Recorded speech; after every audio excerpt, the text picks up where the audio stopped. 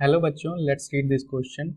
The question says that the material used for a permanent magnet has option A high retentivity, high coercivity, B low retentivity, low coercivity, C low retentivity, high coercivity, D high retentivity and low coercivity.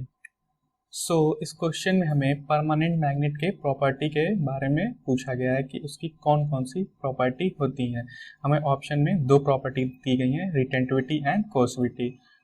हमारे permanent magnet में ये दोनों कौन कौन सी होती हैं। पहले हम इस क्वेश्चन का की कंसेप्ट समझ लेते हैं।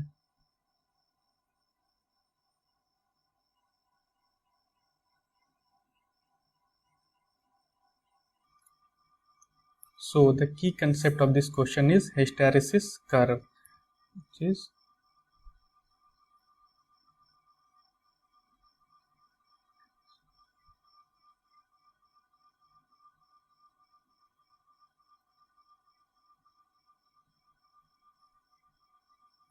हिस्टैरिसीस कर्व होता क्या है। बेसिकली जब किसी भी सब्सटेंस को हम मैग्नेटाइज करते हैं तो वो एक सैचुरेशन पॉइंट तक जाता है। ये हमारा जब हम पॉजिटिव डायरेक्शन में इसको मैग्नेटाइज कर रहे हैं तो ये हमारा सैचुरेशन पॉइंट आ रहा है।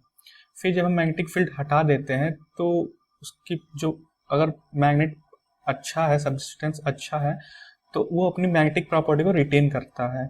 ये ऐसे करते करते जब हम मैग्नेटिक फील्ड हटा देते हैं तो ये पॉइंट इस पे आता है।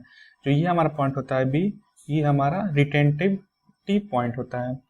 एंड जब इसको हम फिर नेगेटिव मैग्नेटिक फील्ड लगा के डीमैग्नेटाइज करते हैं तो ये फिर से इस डायरेक्शन में आता है।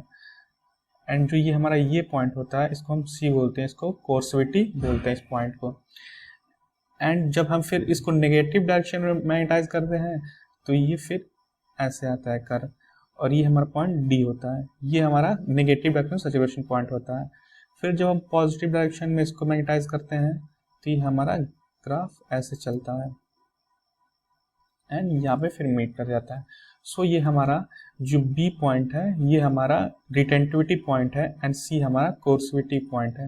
रिटेंटिविटी पॉइंट होता क्या है, बेसिकली जब भी हमारा कोई सब्सटेंस है अगर वो अच्छा परमानेंट मैग्नेट बनने लायक है तो अपनी मैग्नेटिक प्रॉपर्टी को रिटेन करेगा, और जितना बी पॉइंट के वाई एक्सिस पे ऊपर रहेगा उतना अच्छा हमारा परमानेंट मैग्नेट का सब्सटेंस है। एंड कोर्सिविटी क्या होता है, जब भी हमारा मैग्नेट पॉजिटिव डायरेक्शन में मैग्नेटाइज है और उसको नेगेटिव डायरेक्शन में मैग्नेटाइज करने जितनी हमें मैग्नेटिक फील्ड देनी पड़ेगी उतना ही अच्छा वो परमानेंट मैग्नेट बनने के लिए सब्सटेंस है। कोर्सिविटी भी जितनी ज़्यादा हमारी रहेगी, जितना ये हमारा सी पॉइंट पीछे रहेगा माइनस एक्स एक्सिस पे, उतना ही हमारा परमानेंट मैग्नेट अच्छा होगा।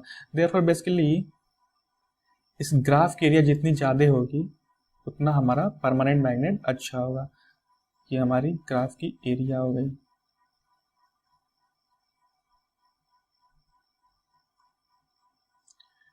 हमें अगर परमानेंट मैग्नेट चाहिए तो उस सब्सटेंस का इस ग्राफ का area and point of retentivity and point of coercivity बड़े बड़े होने चाहिए।